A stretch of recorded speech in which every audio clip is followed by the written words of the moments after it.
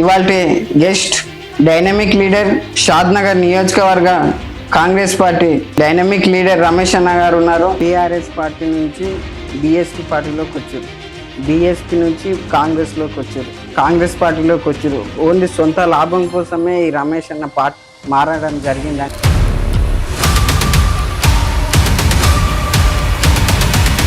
ఈ యొక్క మన వీర్లపల్లి శంకరన్న పరిచయం అవ్వడము, ఆయన అదే పార్టీలో టీఆర్ఎస్లో ఉండడము,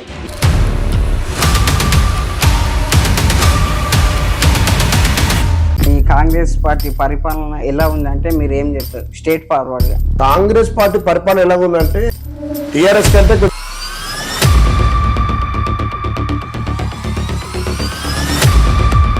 హెడ్రా తెచ్చి పేద ప్రజలను చాలా ఇబ్బంది పెట్టిర్రు అంటారు కదా.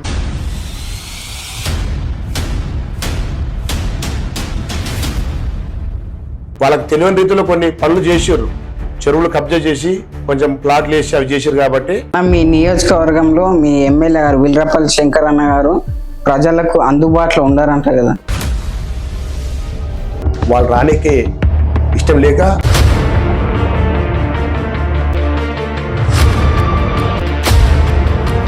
నియోజకవర్గం మొత్తంలో సెటిల్మెంట్లు చాలా జరుగుతాయి అంట అని వినడం జరిగింది. అది ఎంతవరకు వస్తుంది?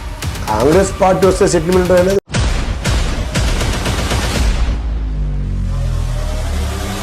రాబోయే ఎలక్షన్లో నేను కౌన్సిలర్గా పోటీ చేస్తా అంటారు, అది చేస్తా ఇది చేస్తా అంటాను అంటారు.